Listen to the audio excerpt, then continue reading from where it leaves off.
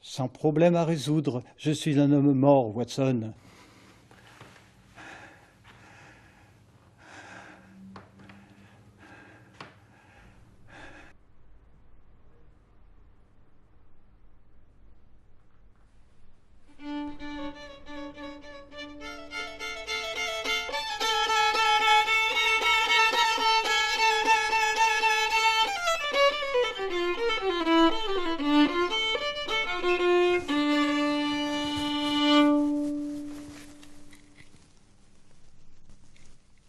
Entrez, Wiggins.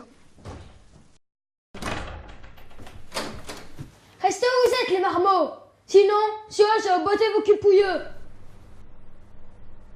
Et attendez là, sans foutre le bordel ni emmerder Madame Watson.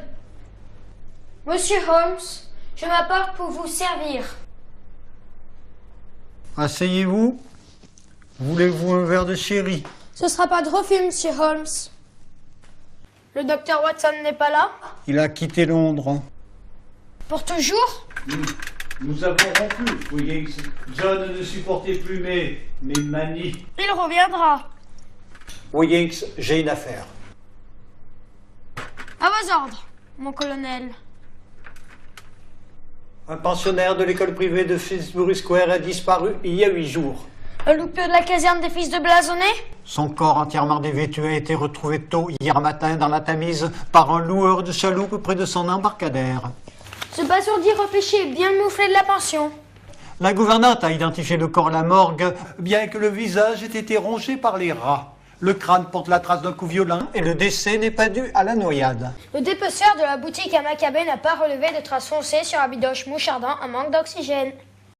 Très bien, Wiggins. L'assassin a déshabillé le corps pour compliquer son identification. Pour sûr. Oliver, 11 ans, était réputé orphelin. Le directeur de l'école, M. Mercer, qui l'avait recueilli, ignorait que sa gouvernante en était la mère. C'est elle, ma cliente. La semaine dernière, mardi, au réveil, le garçon n'était pas dans la chambre qu'il partageait avec un prénommé Peter. Scotland Yard pense à une fugue qui aurait mal tourné.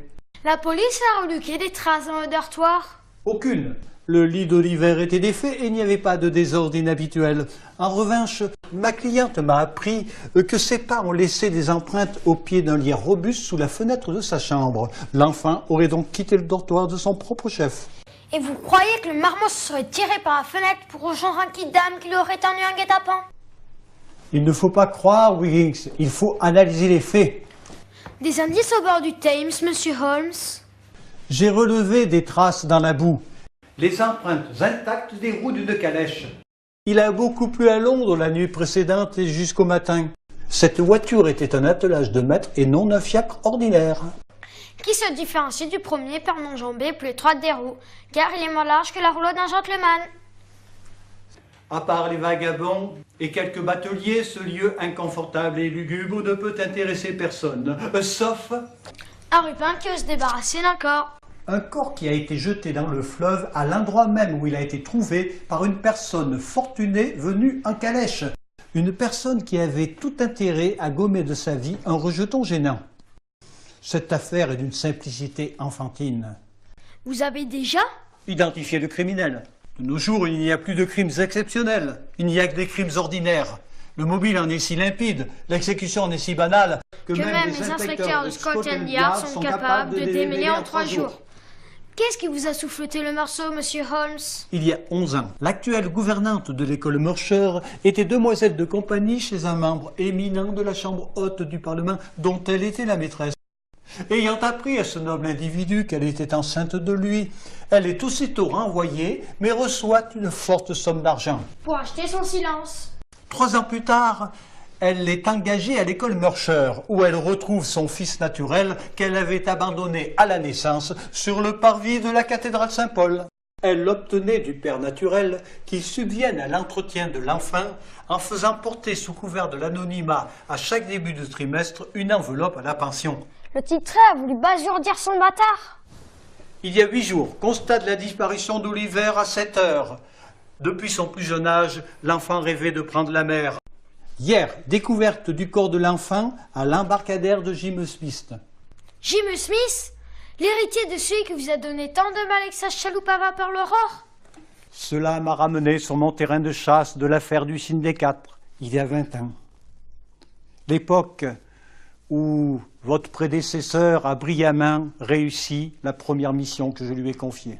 L'époque du grand Muggins. Là où vous commenciez de faire ami-ami avec le docteur Watson. J'ai lu 1000 fois cette enquête dans The Vieux Strand, monsieur Holmes.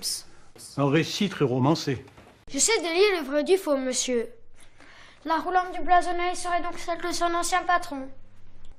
J'ai observé que la marque du fer de la patte intérieure gauche du cheval de la calèche mystérieuse était celle d'un fer cassé. J'ai dessiné son empreinte.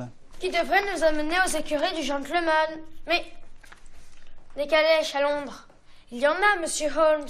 Il convient de ne faire entrer dans le cercle de notre enquête seulement les calèches susceptibles d'être impliquées dans la disparition de l'enfant. Le fil de cette intrigue est gros comme une ficelle. Je voudrais que vous contrôliez les fers des chevaux des écuries du père naturel, Lord Robert James Morgan.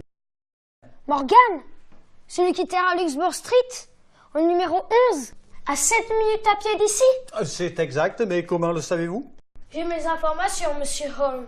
Il est vrai que Bacasquit n'a aucun secret pour vous. Ni pour ma brigade. J'ai entravé, mon capitaine. Vous voulez qu'on entourloupe le palefrenier pour qu'il nous laisse lui donner la main au fourbi des écuries? En piste, Willings. J'y go.